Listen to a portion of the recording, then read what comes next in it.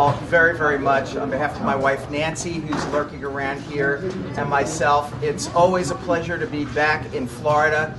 I have to introduce you to my bride. This is my wife Nancy. This is a special day because exactly, can I say the number? Sure. 42 years ago, we met for the first time and went out.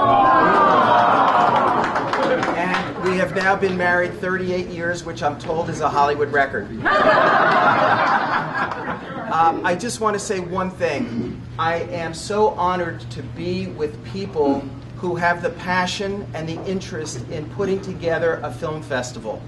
It is so important now more than ever as our multiplexes are flooded with 3D movies, lots of movies that show everything being blown up in 2 hours, with no room in those 15 or 20 theaters for small independent voices.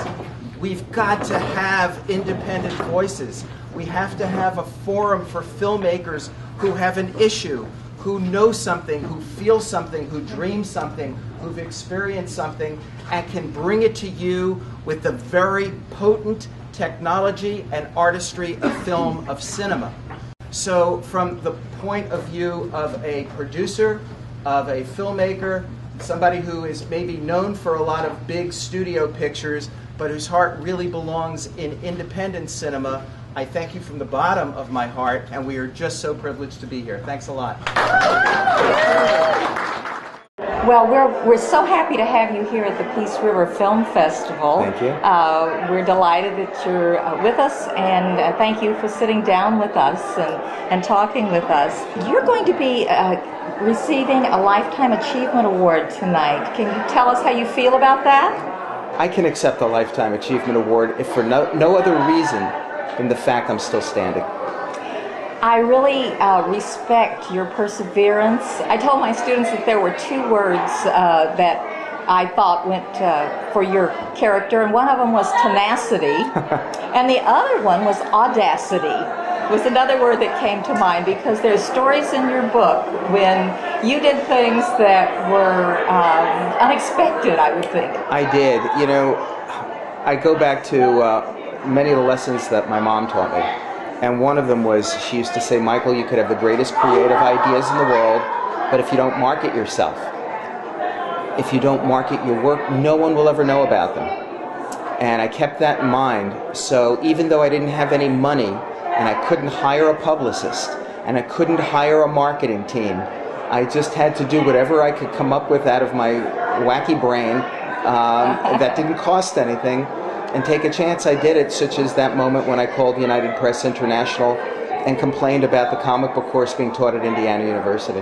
All my classes have heard that story. I want you to know. And I want you to know that I ask all my students if they had seen any of the Batman films, and virtually every student that I have, 100 students, have all seen the Batman films. I've never asked a question with that kind of response before. That's great. I think you deserve a Lifetime Achievement Award. Thanks. Can you tell us something about your role? We're at a film festival, and we want to know about your role as a producer of the Batman films. What do you do? How do you interact with the creative people, with the Nolan brothers? Every day I report to a sandbox and play with my favorite toys. That's what I do. And it's interesting because when my son grew up and decided he wanted to be in this business and showed a creative bent toward this business, he first went to work at one of the talent agencies, learned he did not want that aspect of the business. He went to work for one of the studios in distribution and marketing, learned a lot about it, learned he didn't want to do that. And then we did a movie called Constantine, which I'm very proud of. And David was on the set most every day, and he quickly learned he didn't want production. Once it got to take 3, he was done. He wanted out of there. And as he learned what he didn't like, he then by default learned what he did like. And it turned out to be exactly the same as I liked. What a miracle. It's genetics. And that is the development process. The concept of coming up with an idea for a movie or a TV show or an animated show, and then doing a creative blueprint for it, be it in the form of a treatment or a concept piece, and then packaging it, putting it together, finding the right writers. And to do that, I will go to all of the agencies, and then we'll have meetings with the writers and find out if they're interested in this topic, if it's something that appeals to them, if they have an affinity for it, and then go through the process of bringing the writer in and then working with the writer through the drafts of the screenplay till we have a story. And too often in Hollywood, I'm afraid there's not enough concentration on great stories. It's a real issue, and for me, that's where it all starts and stops. Well, let's use Batman as the great example. Thank you. Batman, I fell in love with this character when I was a little kid, because unlike Superman and the Hulk, he was a superhero with no superpowers. His greatest superpower, I always maintain, is his humanity. And I could identify with him.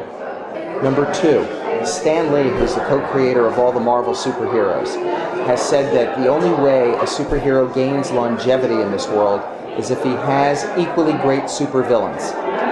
And Batman has the greatest supervillains in history. No one can touch it. And the third aspect, Batman's origin story is so primal that it impacts people, not just across demographics and borders, but across cultures. A young boy watching his parents murdered in front of his eyes, sacrificing his childhood, making a commitment that he's going to spend the rest of his life to get the guy who did this, to get all the bad guys, even if he has to walk through hell for the rest of his life in order to do it. That's powerful and emotional stuff. I've been involved in projects with three geniuses.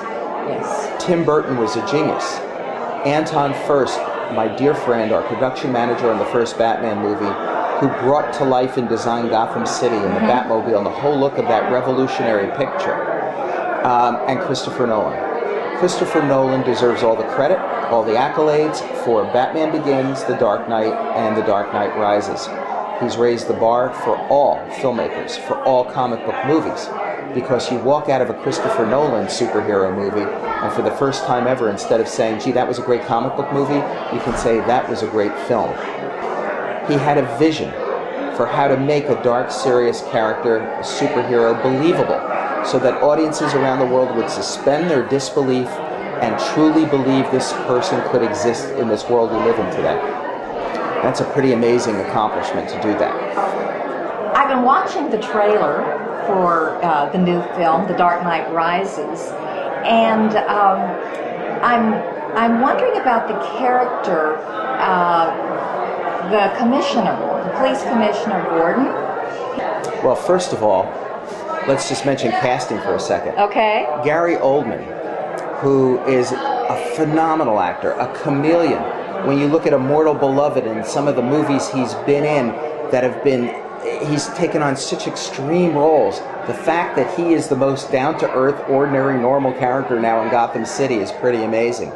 I think if you go back to the comic books and 70 years of the comic books with Batman, you find that Commissioner Gordon is one of the very rare links to Batman's humanity, to human beings, to relationships. And he really doesn't have very much of that left in his life since his parents died.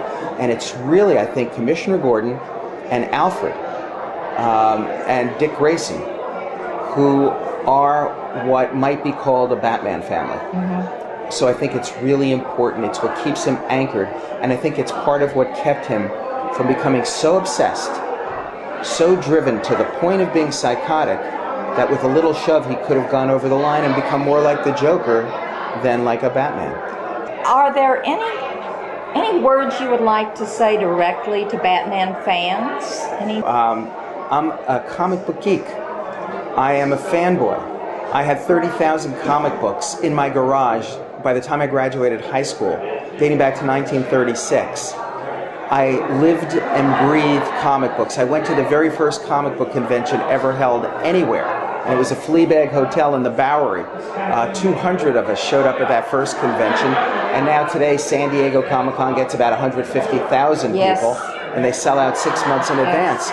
So my message to all my fellow Bat fans and comic book geeks is we grew up taunted, and teased for reading comic books beyond the age of 12. When I got to high school and girls found out I still collected and read comic books, I was what I like to call date challenged. It was an isolating hobby originally, and now today it is one of the most incredible internet and Comic-Con communities that the world has ever seen. We are the basis of blockbuster films, of great animation, of hit TV series, of amazing video games. Comic books and graphic novels are impacting our culture worldwide and our fashion. Comic books at last are hip. Comic books are cool. We win. We win. I do want to say once again that we have this book. It's called The Boy Who Loved Batman. It's a wonderful book. I've laughed out loud at least 10 times, especially the possum story. It's worth buying for the possum story. There's humor, there's wisdom. So please buy the book.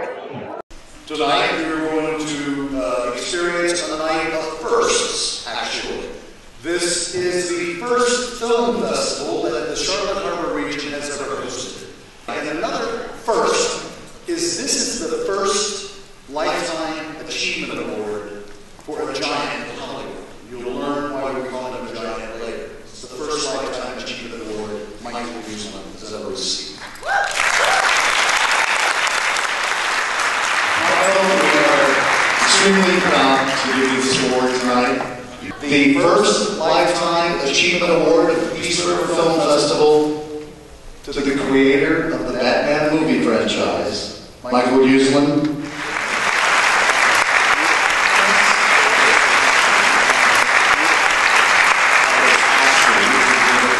Very happy to say it.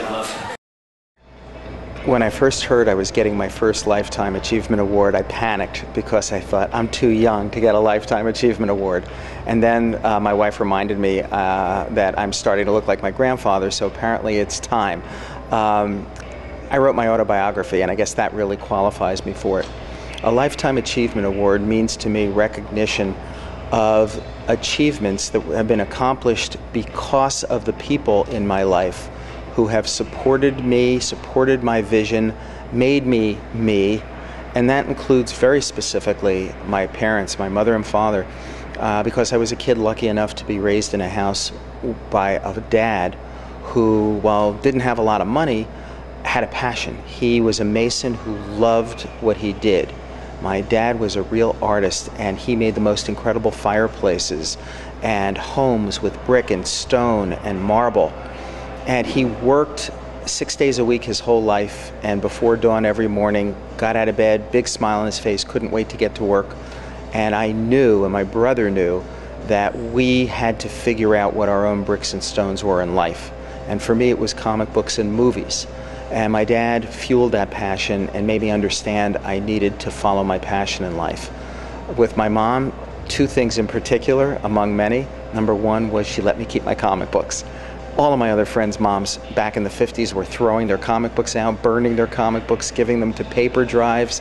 But my mother said if I read other things like books and magazines and newspapers, I could keep and read my comic book collection. That was amazing. And she also brought my brother and I up in a certain way that once you make a commitment, you must honor your commitments. And that was true in Little League when I didn't enjoy it, but I had made a commitment, so I had to see it through to the last game of the season. There was no choice in the matter, and that's how I've conducted my life ever since. And since it took so many years, over 10 years from the time we bought the rights to Batman till the time that first movie came out, there is no way I could have endured that if I didn't have that kind of perseverance that was instilled in me by my mother. People say, there really aren't superheroes in life, not in real life, and I tell them all they're wrong.